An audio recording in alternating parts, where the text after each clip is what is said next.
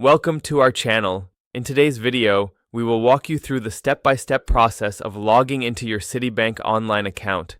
Follow these simple instructions to gain quick access to your banking services. Step 1. Visit the CitiBank website. Open your preferred web browser and type in the official CitiBank website URL, www.citibank.com. Press Enter to navigate to the site. Step 2. Locate the sign-on area.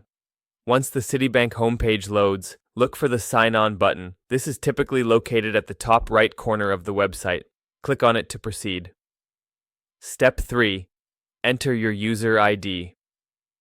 You will be directed to a login page where you need to enter your user ID. Make sure to type it in correctly to avoid any login issues. After entering your user ID, click Next. Step 4. Input your password.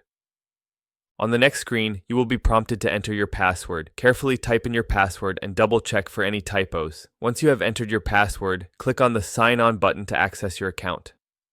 Step 5. Complete two-factor authentication, if applicable.